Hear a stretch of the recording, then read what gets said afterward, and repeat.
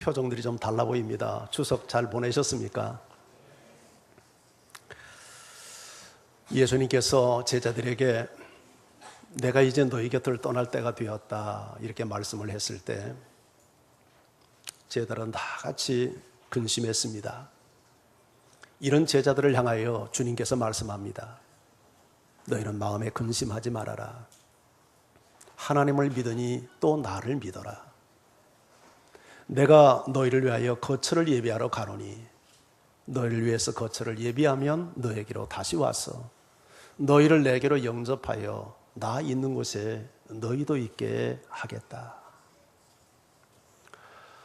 제자들을 위해서 거처를 예비하러 가신다는 그 거처는 우리가 언뜻 생각할 때 천국 본전 같지만 천국이 아니라 이 땅에서 주님과 성도들이 다시 함께 만나는 새로운 성전, 교회 공동체를 의미한다고 지난주에 말씀을 들었습니다. 여러분, 이 교회는 예수님이 함께 하시는 하나님의 새로운 성전 공동체입니다. 이곳에서 우리는 예수님을 만나 하나님과 교제하며 또 성도와 교제하며 하나님의 임재를 체험하고 이곳에서 우리는 천국을 경험합니다. 물론 하나님은 무소부재하셔서 안 계신 곳이 없죠. 어느 곳에나 계십니다. 여러분의 가정에도 계시고 우리가 자동차 안에서도 주님을 만날 수 있고 모든 곳에 주님을 만날 수 있지만 특별히 하나님은 이 교회라고 하는 공동체를 통해서 우리를 만나시기를 원하고 우리를 구원하시기 원하고 우리를 치유하시기 원하고 우리에게 말씀하기를 원하십니다. 여기에 교회의 영광이 있는 거죠. 물론 교회도 부름받은 사람들의 집단이지만 인간이 모이다 보니까 다 완전하지 못합니다. 우리에게 결함이 있습니다. 때로는 그것 때문에 상처를 받기도 합니다. 사회적 지탄의 대상이 되기도 합니다. 그러나 그럼에도 불구하고 주님은 이 부족한 사람들이 모인 교회 공동체에 친히 성령으로 오셔서 함께 하십니다. 그리고 우리를 변화시켜 가십니다. 그래서 우리는 교회를 소중히 여겨야 되고 교회가 늘 잘 되도록 기도하며 또 우리 은사를 발휘하며 서로를 섬기는 그런 지체의 사명을 감당해야 합니다. 자, 그런데 오늘 계속해서 이어지는 오늘 말씀에 보면 참 우리가 쉽게 이해되지 않는 놀라운 약속의 말씀을 주님이 주십니다. 자, 12절 성경을 우리 같이 한번 읽을까요? 시작. 내가 진실로 진실로 너희에게 이르노니 나를 믿는 자는 내가 하는 일을 그도 할 것이요 또한 그보다 큰 일도 하리니 이는 내가 아버지께로 감이라. 아멘입니까? 정말 아멘인가요? 뭐가 아멘입니까? 오늘 주님께서 이렇게 약속하죠. 나를 믿는 자는 내가 하는 일을 그도 할 것이요 너도 할 것이요 그 말이죠. 그보다 큰 일도 하리니 이렇게 약속합니다. 예수를 믿는 사람은 예수님과 같은 일을 우리가 할 수 있고 예수님보다 큰 일도 할 수 있다는 거예요. 문제 없습니까? 받아들이는데? 예, 아멘. 대단한 믿음이에요. 예. 사실 쉽게 납득이 되지 않는 이야기입니다. 어떻게 유한한 우리가 예수님과 같은 일을 할 수 있고 예수님보다 큰 일을 할 수 있다는 말인가? 그런데 그것도 그냥 지나가는 말로 한 말이 아니라 내가 진실로 진실로 네게 이르노니 예수님은 굉장한 진중한 태도로 진리를 선포하십니다. 나를 믿는 자는 나와 같은 일을 할 수 있고 나보다 큰 일도 할 수 있다. 자, 그렇다면 도대체 주님께서 할 수 있다는 주님과 같은 일은 무엇을 의미할까? 우리가 주님과 같은 일을 할 수 있고 주님보다 큰 일도 할 수 있다는데 우리가 할 수 있다는 주님의 일은 도대체 어떤 일일까? 우리가 예수님이 하시는 일 가운데는 도저히 흉내낼 수 없는 일들이 있습니다. 예를 들면 인류를 대속하기 위해서 십자가의 죽음을 죽는 일 우리는 못합니다. 설사 죽는다 해도 그런 일이 일어나지도 않습니다. 말씀 한마디로 바다를 잔잔케 하고 여러분 풍랑을 잔잔케 하는 일 우리 힘으로는 할 수 없습니다. 보리떡 5개와 물고기 2마리로 5,000명을 먹이는 기적을 우리 힘으로는 할 수 없습니다. 그건 하나님만이 할 수 있는 일입니다. 그래서 요한복음의 7가지 모든 기적들은 예수가 하나님 되심을 드러내는 기적들이죠. 그런데 예수님이 하신 일 가운데 우리가 할 수 있는 일들이 있습니다. 그걸 예수님의 3대 사역이라고 하는데, 천국 복음을 전파하는 일, 하나님의 말씀을 가르치는 일, 그리고 병든 자를 치유하는 일. 그것은 우리가 할 수 있는 일이고 우리가 해야 할 일입니다. 그런데 예수님께서 예수를 믿는 사람은 예수님과 같은 일을 할 수 있고 예수님보다 큰 일을 할 수 있다는 말은 예수님이 하셨던 3대 사역을 우리가 할 수 있다는 이야기입니다.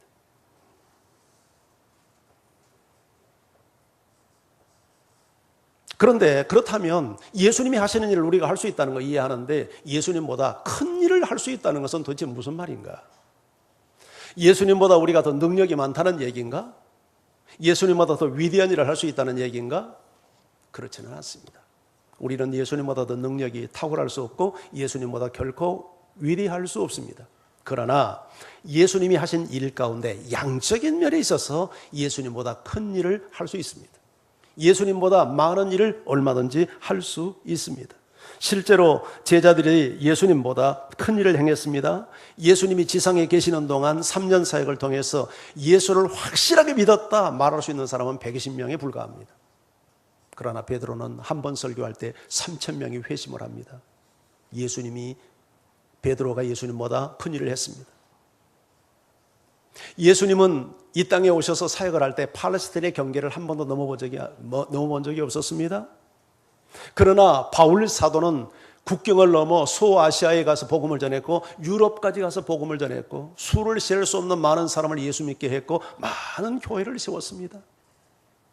예수님은 단 한 권의 성경책도 쓴 적이 없습니다. 아니, 단 한 줄의 말씀도 기록한 적이 없습니다. 그러나 사도 바울은 13권의 성경을 기록했습니다. 바울은 확실히 양적인 면에서 이 예수님보다 큰 일을 행했습니다. 성경에 등장한 인물만이 아닙니다. 미국의 부흥사 D.L. 무디는 100만 명의 영혼을 주님께 인도했고, 빌리 썬데이는 150만 명을 주님께 인도했고, 지금도 생존한 인물, 전설적인 인물이죠. 빌리 그레함은 수백만의 영혼을 주님께 인도했던 사람입니다. 모두 예수님보다 큰 일을 한 사람입니다. 자, 그런데 주님께서 나를 믿는 자는 나와 같은 일을 하고 나보다 큰 일을 할 수 있다 하는데, 그렇다면 이처럼 베드로나 무슨 사도 바울이나 D.L. 무디나 빌리 그레함처럼 특별한 사람만 이렇게 할 수 있다는 얘기인가? 그렇지 않습니다.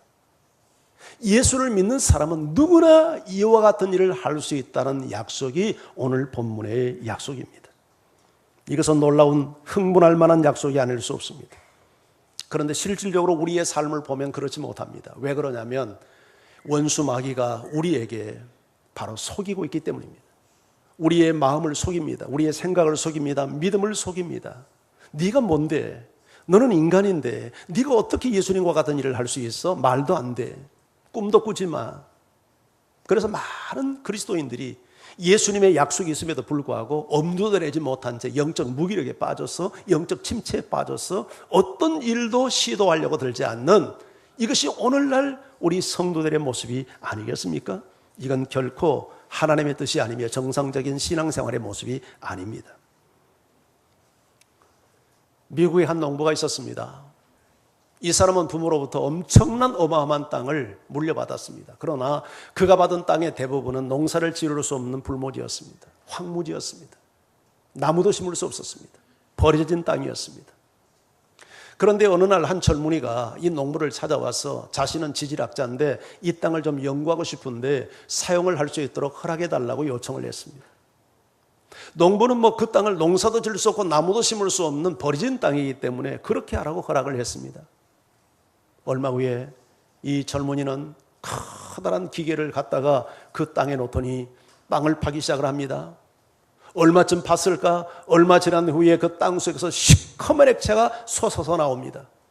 미국에서 최초로 유전을 발견한 이야기입니다. 바로 이 농부는 거부가 될 수 있는 어마어마한 자원을 자기의 땅 속에 간직하고 있으면서 몰라서, 무지해서 가난을 면치 못하고 가난한 농부의 삶을 살고 있었던 것입니다.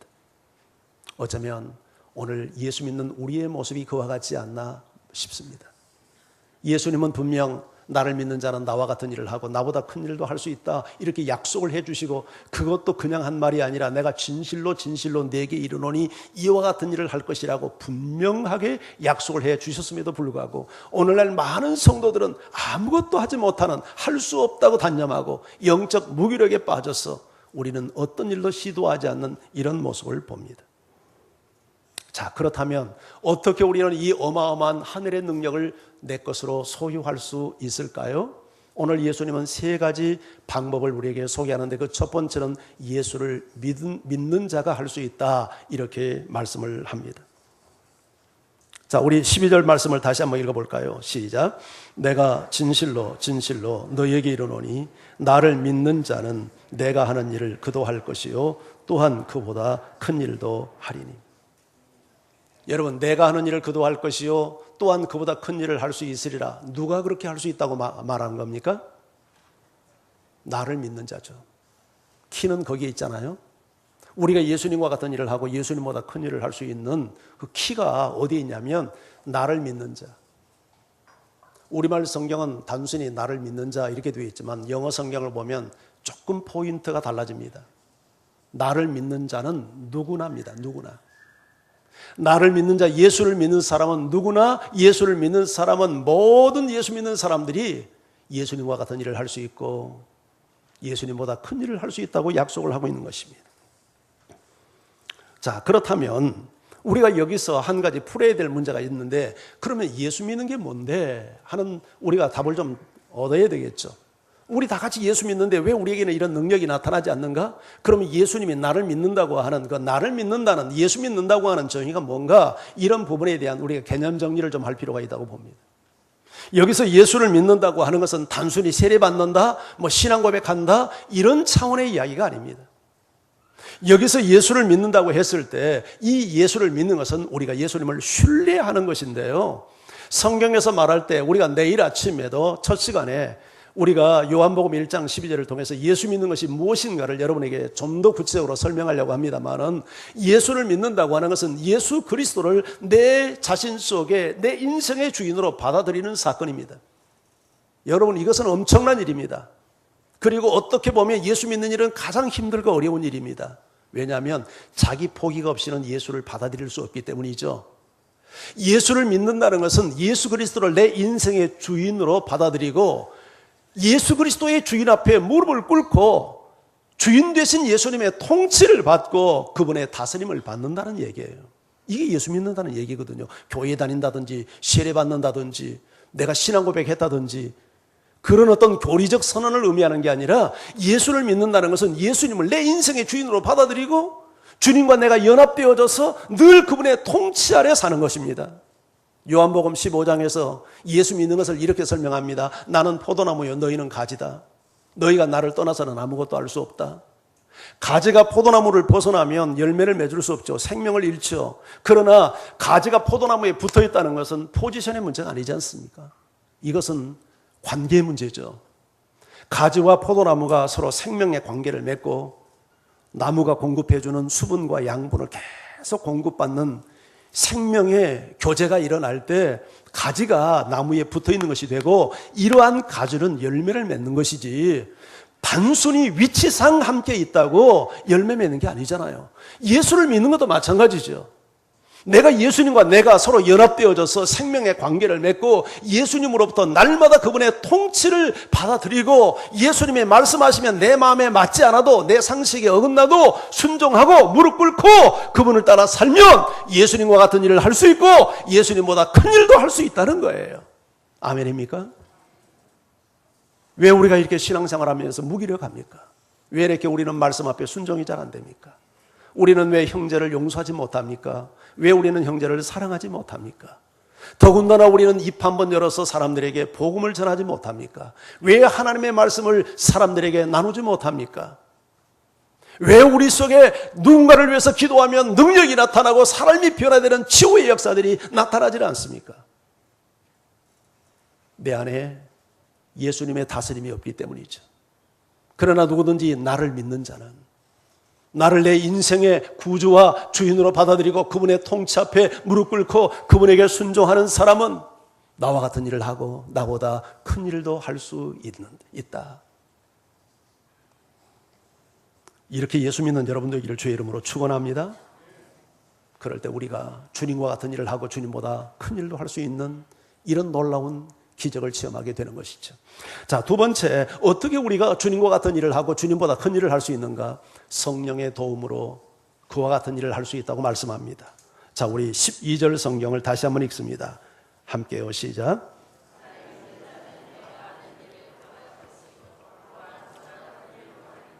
이는 내가 아버지께로 감이라.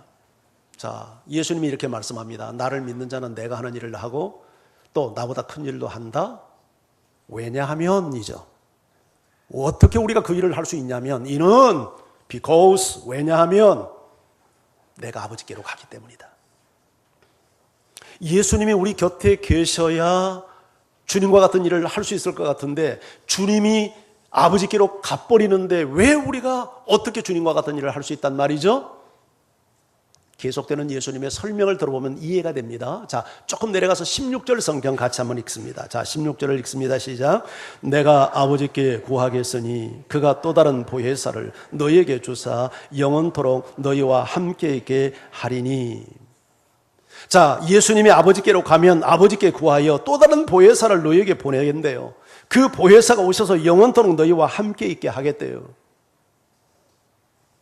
여러분, 예수님이 가시는데 우리가 주님과 같은 일을 할 수 있다. 너희가 나를 믿는 자는 나와 같은 일을 할 수 있고 나보다 큰 일도 할 수 있는데, 왜냐하면 내가 아버지께로 가기 때문이다. 아버지께로 가면 어떤 일이 일어나는데, 아버지께 구하여 또 다른 보혜사, 예수님도 보혜사였는데 또 다른 보혜사를 너희에게 보내서 영원토록 너희와 함께 있게 하며 너희를 돕겠다는 거예요. 계속되는 요한복음 16장 17절, 여기도 계속해서 예수님의 성령론인데요. 자, 16장 7절 말씀 우리 같이 한 번 더 읽어봅니다. 시작. 그러나 내가 너희에게 실상을 말하노니 내가 떠나가는 것이 너희에게 유익이라. 내가 떠나가지 아니하면 보혜사가 너희에게로 오시지 아니할 것이요 가면 내가 그를 너희에게로 보내리니. 자, 내가 떠나가는, 내가 실상을 너희에게 실상을 말한다. 이 실상을 말한다는 말이 원어 성경에 보면 내가 진실로 너희에게 말한다. 또 그런다. 그렇게 되어 있습니다. 자, 내가 진실을 말한다. 진리를 말한다. 내가 떠나가는 것이 너희에게 유익이야.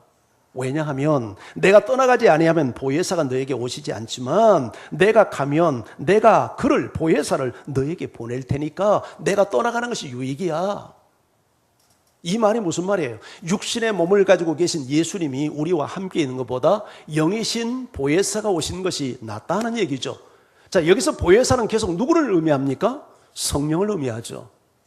성령을 성령이라고 말하지 않고 보혜사라고 말하는 데는 의도가 있습니다. 이 보혜사를 히브리 말로, 헬란 말로 파라클레토스 이렇게 이야기하는데, 이 파라클레토스는 다양한 번역을 합니다. 이 보혜사를 설명하는 아마 한 7, 8가지의 설명이 있는데 가장 보편적으로 쓰이는 이 해석이 3가지예요. 첫째는 변호사, 두 번째는 상담가, 세 번째는 돕는 자. 성령은 우리에게 오셔서 우리를 변호하십니다. 하나님 앞에 우리를 변호해 주셔요. 우리가 실수하고 넘어집니다. 그럴 때마다 하나님 앞에 우리 자신을 변호해 주는 일을 합니다.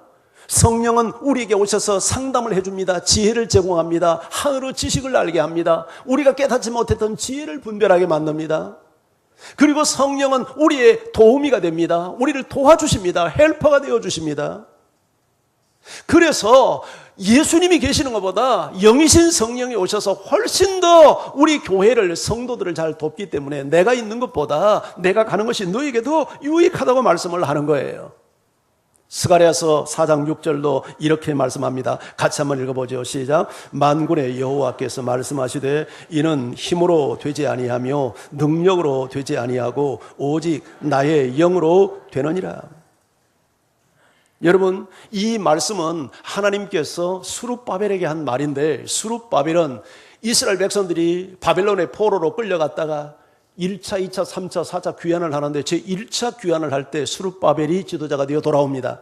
스룹바벨이 돌아와서 제일 먼저 했던 일이 뭐냐면 성전을 재건하는 일이었어요. 근데 성전 재건하는 일이 쉽지가 않습니다. 많은 방해 세력이 있어요. 그럼 낙심했어요. 성령 공사가 중단됐어요. 그때 하나님께서 스룹바벨에게 힘내라고 하시면서 했던 말씀이에요.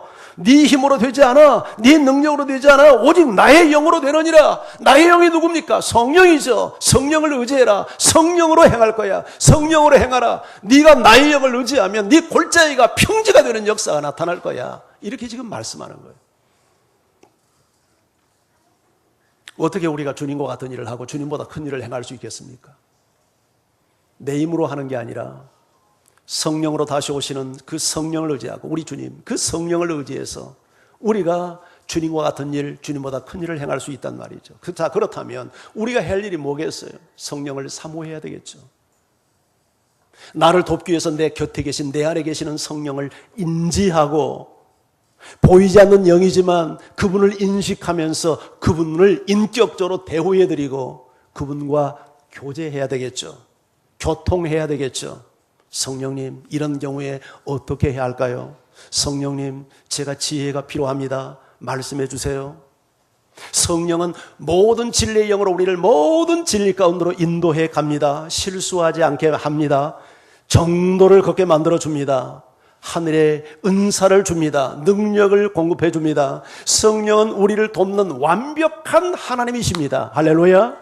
그 하나님께서 우리를 돕기 때문에 성령을 의지하고 성령과 교제하고 성령의 인격성을 존중하고 성령이 내 인생의 주인됨을 인정하고 성령께 묻고 성령과 의논하고 성령께 기도하고 성령께 도움을 구하는 사람들이 도움을 얻는단 말이죠.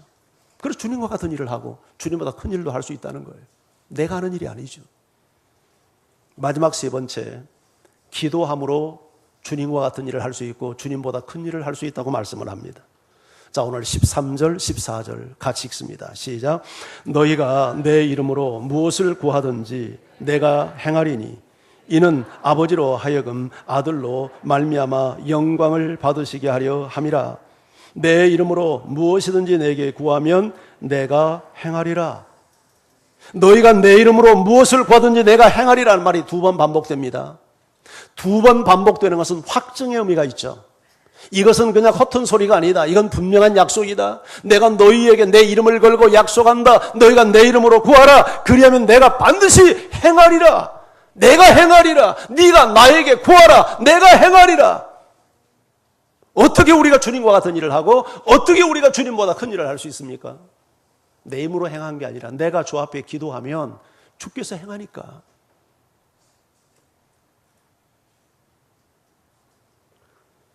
어떤 사람이 귀신 들려서 예수님의 제자들에게 내 아들 좀 고쳐달라고 데리고 왔는데 제자들이 용을 써도 안 되는 거예요. 결국 예수님이 오셔서 이 아들의 귀신이 잡힌 것이 떠나가는 이제 치유가 일어납니다. 사람들이 흩어지고 나서 제자들이 예수님에게 묻습니다. 선생님, 우리는 왜 안 됩니까? 그때 예수님께서 이렇게 말씀합니다. 기도 외에 다른 곳으로는 이런 종류가 나갈 수 없느니라. 우리 한번 따라서 해볼까요? 기도 외에는 다른 것으로 이런 종류가 나갈 수 없느니라. 귀신을 쫓아내는 능력, 세상을 정복하는 능력, 사랑할 수 있는 능력, 말씀에 순종할 수 있는 능력, 죄를 물리칠 수 있는 능력, 내 감정과 자아를 굴복시킬 수 있는 능력, 이건 기도 이외에는 되지 않는다는 거예요. 내가 주님과 같은 일을 할 수 있고 주님보다 큰 일을 할 수 있는 것은 내가 기도하면 우리 주께서 시행하시기 때문에 할 수 있는 일이지 내 힘으로 할 수 있는 것이 아니라는 얘기죠. 실질적으로 모든 위대한 삶을 살았던 사람들은 한결같이 기도의 사람이라는 사실을 우리는 부정할 수 없습니다. 우선 인성을 가진 예수님 자신도 얼마나 많이 기도하셨습니까? 내일 아침에 본문에 나옵니다만은 누가복음 22장에 보면 예수님께서는 습관을 쫓아 감람산에 가셨다 이렇게 되어 있습니다. 감람산, 여러분 소풍 갔다는 얘기입니까? 예수님이 감람산에 왜 습관을 쫓아 갔겠습니까? 기도하러 가신 것입니다. 이 습관을 쫓아라는 말이 영어 성경에는 as usual 하는 단어로 되어 있습니다. as usual 하는 말은 늘 일상적으로 항상 하던 대로 그런 의미입니다. 예수님은 늘 감람산에 가서 기도하는 것이 일상이었습니다. 그것이 삶이었습니다. 그것을 우리 성경은 습관을 쫓아 기도했다 그렇게 표현하고 있는 겁니다. 예수님보다 더 큰 일을 행했다고 말할 수 있는 사도 바울도 기도의 사람인 것을 우리가 잘 압니다. 그는 늘 기도했습니다. 성령 안에서 무시로 기도하는 사람이었습니다. 규칙적으로 그는 기도하는 사람이었습니다. 쉬지 말고 기도하라고 그래서 성도들에게 가르치는 사람이었습니다. 수천 명의 고아들에게 여러분 수십 년 동안 먹을 것을 제공하고 60년 동안 40년이 넘도록 그 사역을 계속했던 이 조아지 물러, 그는 기도의 사람이었습니다. 젊은 시절 술과 도박에 빠져 방탕의 세월을 지내고 있다가 어느 날 그가 회심하는 사건이 일어나는데 교회당에서 경건하게 기도하는 한 그리스도인의 모습을 보며 양심의 찔림을 받습니다. 여러분, 이 세상에서 가장 숭고하고 경건한 모습이 하나님을 대면하여 기도하는 모습 아니겠습니까? 그런 모습을 보는 것만으로도 하나님의 임재를 체험하고 양심의 가책을 느끼는 경우들이 있어요. 내가 진작에 하나님 앞에 기도하는 모습만으로 하나님을 드러내는 삶을 살 수 있단 말이죠. 여러분, 이 뮬러가 기도하는 사람을 보고 회심을 결정합니다. 그리고 그도 역시 기도하는 사람이 됩니다. 그리고 수천 명의 여러분 고아들을 먹여 살리는데 단 한 번도 사람에게 손을 벌려 나 좀 도와달라고 부탁한 적이 없었답니다. 오로지 고아들의 아버지 되시는 하나님, 시편 68편에 나오는 그 약속을 믿었습니다. 하나님은 고아들의 아버지인 것을 믿고 고아들의 아버지니까 아버지가 책임지라고 하나님께 기도했던 겁니다. 그렇게 해서 여러분 그 2,000명이 넘는 거의 3,000명에 가까운 그 아이들을 40년, 60년 동안 먹여 살리는 이런 놀라운 기적을 뮬러가 행했던 것입니다. 뮬러는 5만 번의 기도를 응답받았다는 이야기로 책까지 나오고 아주 유명히 알려진 사실이죠. 구체적으로 어떻게 5만 번이나 기도를 응답받았는지 제가 확인을 안 해봐서 잘 모르겠습니다만은 이 뮬러가 그렇게 기도를 응답받은 사람으로 오늘날 잘 알려져 있습니다. 자, 그렇다면 무슨 기도 많이 했겠습니까? 하나님 빵 주세요. 하나님 마실 거 주세요. 하나님 우유 주세요. 하나님 돈 주세요. 하나님 아이가 아파요. 낫게 해주세요. 이런 기도들이 대부분이었지 않겠습니까? 그런데 하나님이 그런 기도를 응답을 했단 말이죠. 2년 전에 그때 2월달 저희 교회에서 파송하고 있는 우리 영국의 김성래 선교사가 간암으로 세상을 떠났습니다. 제가 장래에 참여하기 위해서 런던에 갔다가 그냥 돌아올 수 없어서 뮬러의 박물관을 방문을 했습니다. 런던에서 약간 떨어진 브리스톨이라는 곳에 그 뮬러의 사역지가 있고 그 박물관이 되어 있어요. 커다란 저택의 2층으로 된 곳에 거기에 모든 뮬러가 사용했던 소장품, 그리고 썼던 편지, 그리고 그 당시 고아원의 조감도, 그리고 그때 남겼던 사진들, 이런 것들이 팍팍히 방 전체를 장식하고 있었습니다. 제 마음에 큰 감동을 주었던 부분이 있었습니다. 2층 그 집무실로 꾸며놓은 곳에 가보니까 벽면에 커다란 뮬러의 사진이 걸려있고 거기에 한 줄의 문장이 제 영혼을 사로잡는 충격을 주었습니다. 거기 이렇게 기록되어 있었습니다. 이 모든 일들을 믿음과 기도로 이루었다. 아주 간단한 문장이었습니다. 그것을 읽는데 제 마음에 전율이 오는 느낌이 들더라고요. 이 모든 일들이라는 무엇을 의미합니까? 수천 명의 전쟁 고아들, 부모에게 버림받는 아이들을 먹여 살리고 입히고 가르쳤는데 그 모든 일들을 믿음과 기도로 행했다는 거예요. 할렐루야. 여러분, 우리도 기도할 때 그런 역사가 일어나는 것을 믿으시기 바랍니다. 예수님은 여기 기도하는 두 가지, 여기 포인트, 비밀을 우리에게 가르치고 있는데, 기도하는데 어떻게 기도하라고 말하는가 하면 첫째는 내 이름으로 기도하라 이렇게 가르칩니다. 13절에도 보면 너희가 내 이름으로 무엇을 구하든지 내가 행하리니, 14절에도 보면 내 이름으로 무엇이든지 내게 구하면 내가 행하리니, 내 이름으로 기도하라는 거예요. 내 이름으로 기도하라는 말이 무슨 말입니까? 예수님의 이름으로 기도하라는 말이죠. 그러면 어떻게 하는 것이 예수님의 이름으로 기도하는 것입니까? 기도 끝에 예수님의 이름으로 기도했습니다 이렇게 붙이라는 얘기인가요? 우리는 그렇게 이해할 수 있습니다. 그러나 그런 뜻이 아닙니다. 때도로 이 목사도요, 새벽기도 와가지고 어떨 때 예수님의 이름으로 기도했습니다 이 말을 하지 않고 일어서서 때로는 좀 찜찜하게 일었을 때가 있습니다. 네, 예수님의 이름으로 기도했습니다 이 말을 하지 않는다고 예수님의 이름으로 기도하지 않는 게 아니죠. 이름이라는 의미는 뭡니까? 그 사람의 존재입니다. 그 사람의 인격이고 그 사람의 성품입니다. 예수님의 이름으로 기도하라는 것은 예수님의 마음으로, 예수님의 성품으로, 예수님의 뜻으로 기도하라는 뜻입니다. 이것은 기도의 내용을 가르치는 내용이지 기도의 형식을 가르치는 내용이 아닙니다. 그래서 예수님의 이름으로 기도해서 물론 우리가 공적 기도회는 다 그렇게 해야 합니다. 그리고 할 수 있는 한은 예수님의 이름으로 기도했습니다. 이렇게 기도를 마무리하는 것이 기도를 마무리하는 그게 바른 태도라고 봅니다. 그러나 그 말을 붙이지 않는다고 해서 예수님의 이름으로 기도하지 않는 게 아니란 말이죠. 예수님의 이름으로 기도하는 말은 나에게 맞는, 내 수준에 맞는, 예수님의 마음에 맞고 예수님의 수준에 맞고 예수님의 뜻에 맞는 내용으로 기도하라는 겁니다. 예수님의 성품과 뜻과 마음에 일치한 수준에 맞는 기도를 하면 무엇이든지 내가 시행하리니 그 약속의 말씀을 지금 하고 계신 것입니다.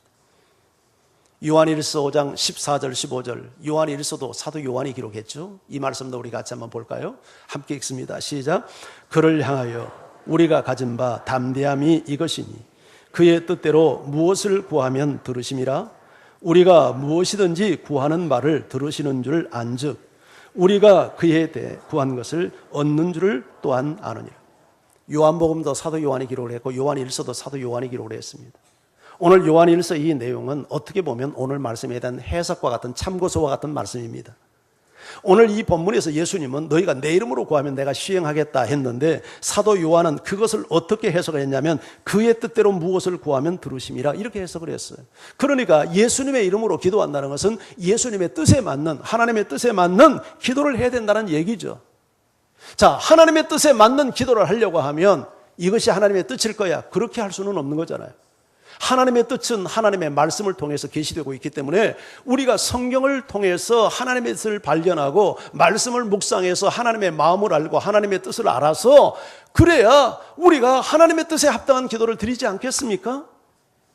성경을 덮어놓고 이게 하나님의 뜻이겠지? 내 마음대로 하는 기도가 아니라 우리는 하나님의 말씀을 앞에 펼쳐놓고 기도하는 이 균형이 필요하단 말이죠. 그래서 뮬러가 기도할 때 늘 말씀을 펴놓고 성경을 읽으면서 기도했다는 거예요. 왜냐하면 하나님의 뜻에 합당한 기도를 드리기 위해서. 그리고 하나님의 약속이 나올 때는 손가락으로 그 말씀을 짚어 주장하며 하나님 이렇게 약속하지 않았어요? 하나님은 고아들의 아버지라고 약속하지 않았어요? 그럼 책임져야 될 거 아니에요? 하나님 빵을 주세요? 우유 주세요? 이렇게 기도했다는 거예요. 우리도 그렇게 기도해야 되지 않겠습니까?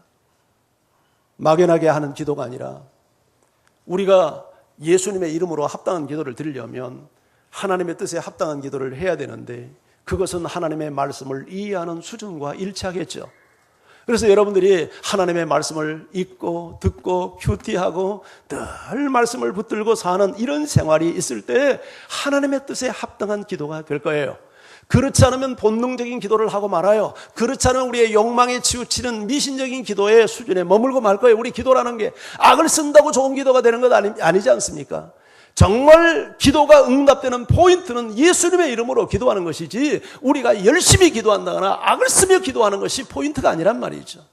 예수님의 이름으로 하나님의 뜻으로 기도하려면 하나님의 뜻이 무엇인지를 알아야 되니까 성경을 펼쳐놓고 말씀을 묵상하고 그런 가운데서 기도하는 여러분이 되기를 주님의 이름으로 축원합니다. 두 번째는 하나님의 영광을 위해서 기도하라고 가르칩니다. 13절 말씀을 우리 다시 한번 읽어보죠. 시작. 너희가 내 이름으로 무엇을 구하든지 내가 행하리니 이는 아버지로 하여금 아들로 말미암아 영광을 받으시게 하려 함이라. 너희가 내 이름으로 기도하면 내가 행하겠대요. 이유가 뭐냐면 아들로 말미암아 아버지가 영광을 받도록 하기 위해서. 기도 응답의 목적이 어디에 있습니까? 하나님을 영화롭게 하기 위해서, 영광 돌리기 위해서 기도한다는 거죠. 자신의 욕망, 자신의 필요를 구하는 것이 기도의 궁극적 목적이 아니라 내가 기도가 응답돼, 너희 기도가 응답됨으로 말미암아 아버지가 영광을 받도록 하기 위해서 내가 너희 기도에 응답하겠다는 거예요. 우리가 그러한 기도의 모델들을 성경에서 많이 찾을 수 있겠지만 대표적인 예가 저는 솔로몬이라고 생각을 합니다. 솔로몬이 왕이 되고 나서 제일 먼저 했던 것이 일천번제를 드려죠. 그 일천번제의 개념이라는 말은 1,000마리의 짐승을 하나님께 감사의 제사로 드렸다는 겁니다. 한번 생각해 보세요. 아무리 왕이지만 1,000마리의 양을 하나님 앞에 드렸다. 1,000마리의 손지, 1,000마리의 염손지, 양인지 성경은 말하고 있지 않지만 1,000마리 짐승을 드린 것은 분명해요. 그러지만 아무리 왕이지만 1,000마리를 하나님 앞에 드린다는 건 통 큰 제사가 아니겠습니까?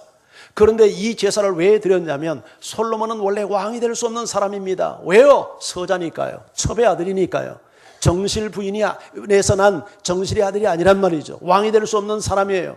그런데 왕이 될 수 없는 솔로몬이 왕이 된 것은 전적인 하나님의 은혜였죠. 그걸 깨닫고 나니까 감사의 제사를 드리지 않을 수 없어요. 누가 감사하겠습니까? 은혜를 깨닫는 사람이 감사하죠. 그렇잖아요. 여러분, 감사는 누가 하냐면 은혜를 깨닫는 사람이 하는 겁니다. 사람에 대한 감사나 하나님에 대한 감사나 정말 내가 사는 것이 하나님의 은혜입니다. 내가 사는 것이 당신의 은혜입니다. 이런 생각을 할 줄 아는 사람은 감사할 줄 알지 않겠어요? 하나님께서 그 감사의 기도를 듣고 이 제사를 보고 감동을 했습니다. 예, 하나님은 감사하는 사람에게 감동합니다. 내가 너 뭐 줄고 묻습니다. 그러니까 솔로몬이 하나님 왕까지 시켜주는데 제가 무엇을 더 구하겠습니까? 더 구하는 거 필요한 거 없습니다. 다만 제가 꼭 하나님께서 나에게 묻는다면 하나님 나에게 맡겨진 이 왕직을 잘 감당할 수 있도록 지혜를 주십시오. 그런데 그 구하는 것이 또 하나님의 마음에 또 드네요. 그러니까 있는 거 없는 거 다 퍼주지 않습니까? 그 내용을 열왕기상 3장 10절에서 이후에 기록을 하고 있는데 제가 그 내용을 한번 읽어볼 테니까 눈으로 화면을 보면서 한번 여러분 묵상을 해보세요.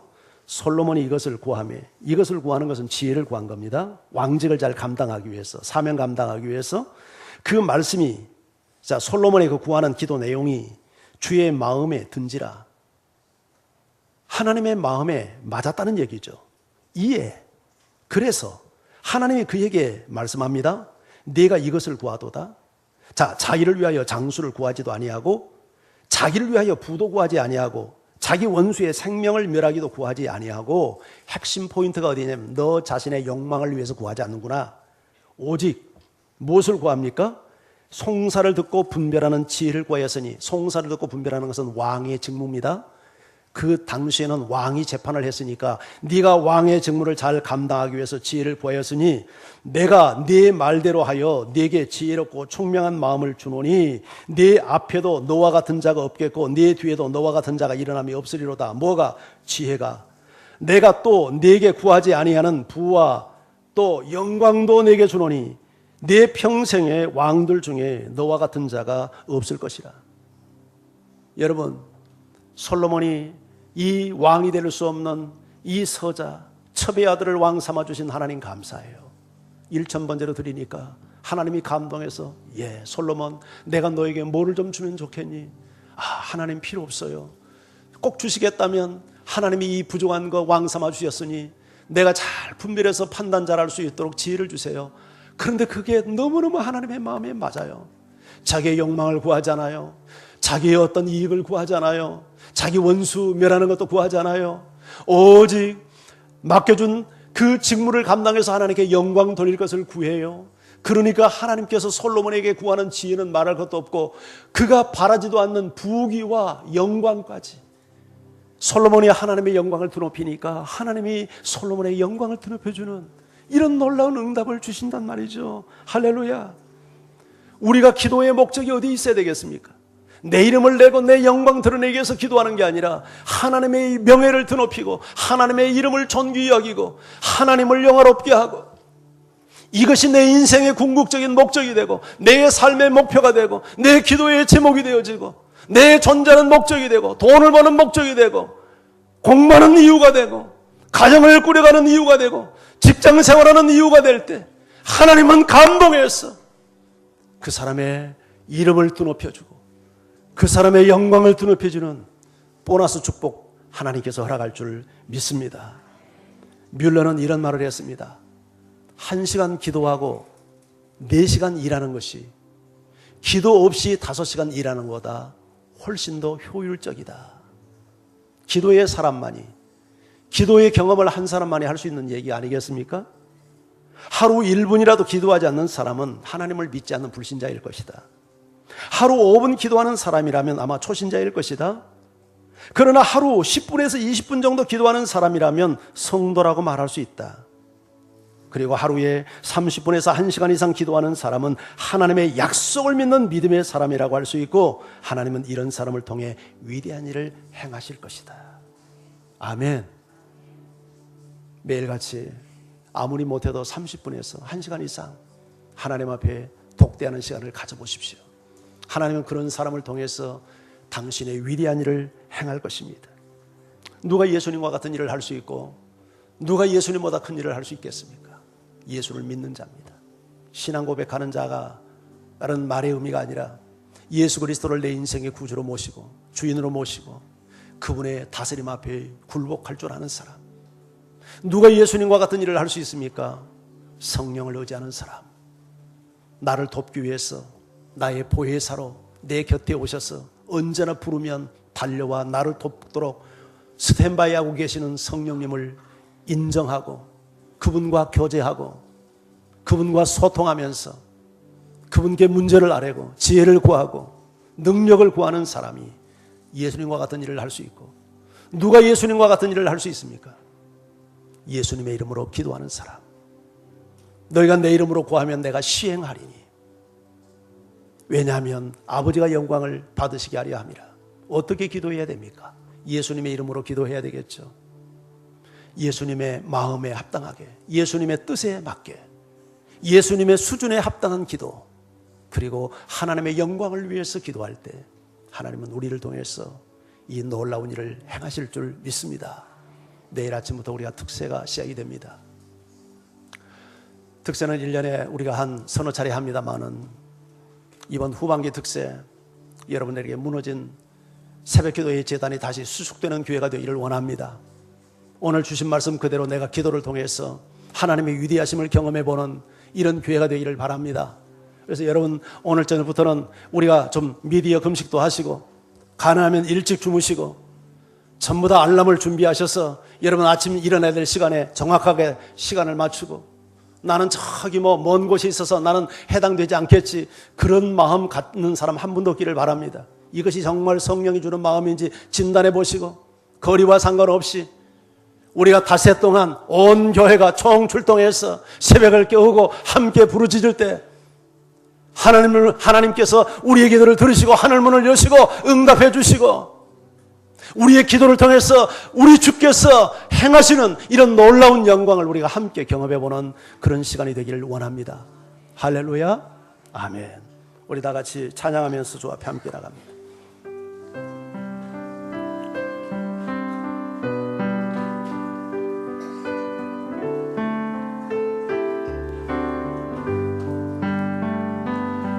기도할 수 있는데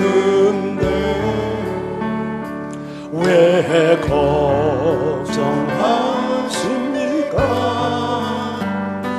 기도하면서 왜 염려하십니까? 기도할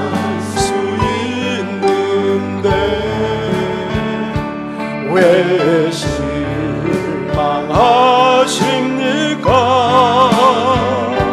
기도하면서 왜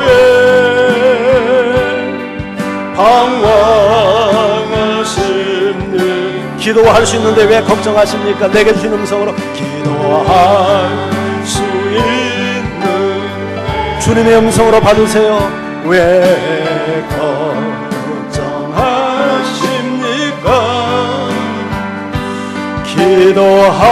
기도하면서 왜 성령이 말씀하십니다. 왜 외면하십니까? 기도할 수 있는데 기도할 수 있는데 왜 반항하십니까? 기도하면서 왜 방황하십니까? 주님 앞에 무릎 꿇고 주님 앞에 무릎 꿇고 간구해 보세요. 간구해 보세요. 마음을 정결하게 뜻을 다하여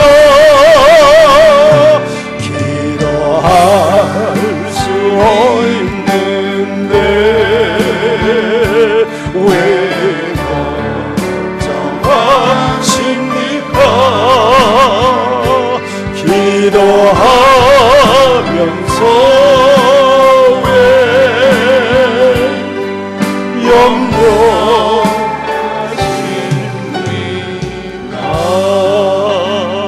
다 같이 우리 기도하겠습니다. 사랑하는 성도 여러분, 나를 믿는 자는 나와 같은 일을 그도 할 수 있고 나보다 큰 일도 할 수 있다는 주님의 약속을 신뢰하시기 바랍니다. 어떻게 그와 같은 일을 할 수 있습니까? 주를 믿는 자입니다. 예수 그리스도를 내 인생의 구주로, 주인으로 내 왕자 속에 모시고 그분 앞에 무릎 꿇는 사람, 그 사람은 주님과 같은 일을 해냅니다. 성령을 의지하는 사람, 나를 돕기 위해서 내 곁에 내 안에 계시는 성령님, 보혜사 성령님, 나의 상담가가 되어주시고 나의 헬퍼가 되어주시는 그 성령님, 그 성령을 의지하고 그 성령과 교제하고 성령께 무릎 꿇는 사람, 그 사람은 주님과 같은 일을 해냅니다. 누가 주님과 같은 일, 주님보다 큰 일을 행합니까? 기도하는 사람입니다. 기도하는 사람입니다. 예수님의 이름으로, 예수님의 이름에 걸맞는 기도, 예수님의 마음과 뜻의 수준과 성품에 합당한 기도, 그리고 하나님께 영광을 돌리는 기도, 이런 기도의 사람이 예수님과 같은 일을 해냅니다. 주님, 제가 이 믿음을 가지고 순종하겠습니다. 이 시간 결단하며 기도하며 주님 앞에 함께 나가십시다.